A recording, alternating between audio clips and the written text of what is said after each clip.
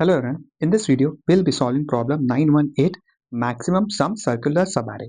The problem statement is we are given a circular integer array nums of length n. We need to return the maximum possible sum of a non-empty array of nums. The additional criteria is that we can include a circular subarray where the last element of the subarray can be tied back to the first element. In example number 1, the output is 3 because we don't need any other numbers besides 3 in the subarray to get the maximum total. While in example number 2, the maximum sum is 10 where we can include the first and the last element in the subarray to get that total. This problem is very much similar to the LeetCode problem 53. The only difference between the two is the use of circular subarray. Before we proceed with the explanation on how to solve this problem, I would highly recommend you to look at the LeetCode 53 solution. The details should be there in the description below. Now let's switch to whiteboard and discuss the solution. Let's use this example. The maximum subarray total for this array is 9, where we are taking the first two elements only. Before we dive into the solution, let's talk through a couple of concepts. As we are looking for the subarray where the elements are consecutive, there are three possibilities for an subarray to exist. One possibility is that the subarray that gives the highest total is at the start of the original array. That is, the start index is 0. Other possibility is at the end where the end index is 0. And the third possibility, it is in the between where the start and the end index are non-zero values.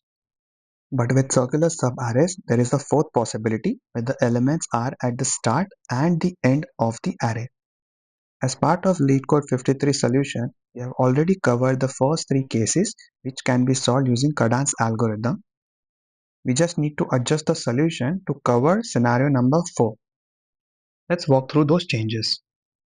As mentioned earlier, in Kadane's algorithm, we were using two variables. One is the temporary sum and the other is the maximum sum. Let's use this example to understand the concept better. The sum of all of the elements in the array is 3. Maximum subarray total is 9, which is a combination of 2 and 7 in the center of the array. It will be fair to say that the sum of the maximum subarray plus the remaining elements will give us the total of the entire array. Now assume if the array that is at the center gives us the minimum total of a subarray. So all of the elements to the left and the right side of it, which constitutes the circular subarray, will give us the maximum total of a subarray. So using the combination of the array in the center and the total value of all of the elements in the array, we can calculate the total of the circular subarray. Let me explain this using an example. I'm intentionally using this example where the maximum subarray is actually the circular subarray which have few elements at the start and at the end. So going by that logic, the elements that are in the center will give us the minimum total. If we can figure out the minimum subarray that is at the center using Kadane's algorithm and then compare it with the total of all of the elements, we can easily figure out what is going to be the circular subarray total. If we use Kadane's algorithm to this example to calculate the minimum subarray total, we should get minus 11, which should start from minus 10 and end at minus 1. Now I can compare the minimum subarray total with the total of all of the elements, and the difference between the two values should give me the total of the circular subarray, which should include the remaining elements like the 5 from the start and 3 and 5 from the end. This is how we can solve the circular subarray problem using Kadane's algorithm. Let's walk through one more example to get a better idea how we can implement this approach. The case is when there are all negative values in the array.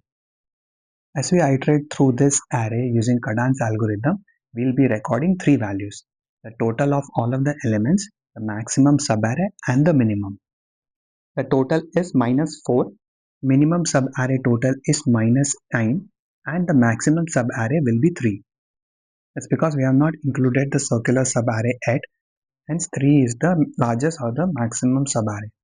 Now to calculate the maximum circular subarray, the formula is total minus minimum subarray, that is minus 4 minus of minus 9. The total is 5. which is greater than the maximum subarray that we have calculated so far. So between the two, we should return 5 as our output. With this solution, our time complexity is O of n, as we are only running one iteration through the entire array to calculate the total, minimum subarray and the maximum subarray. While the space complexity is O of 1, that is constant space, as we are only using these variables to record the values and then using a formula to calculate the circular subarray and return the output. I hope you are able to understand how we tweak Kadane's algorithm to solve this problem. Let me show you how we can implement this using C Sharp. In the C Sharp implementation, I've initialized 5 variables to record the minimum and the maximum sum of the subarray and the total sum, which is the total of all of the elements across the array. After that, I'm starting a for loop to iterate through all of the elements, starting with I is equals to 1. Inside the loop, I'm calculating the current max, which is the running total of the subarray, and comparing it with the maximum sum, and whichever is higher is going to be saved into this variable.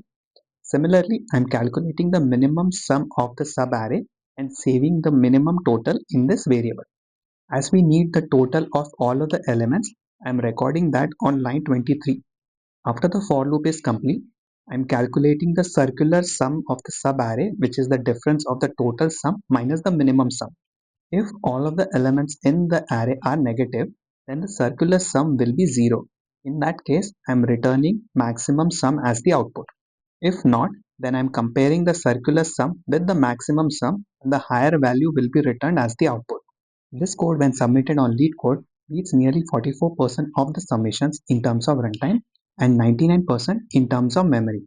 Thank you for watching this video. I hope you are able to understand the explanation. The details to access the source code is available in the description below. Feel free to check that out, and I will see you in the next one. Thank you.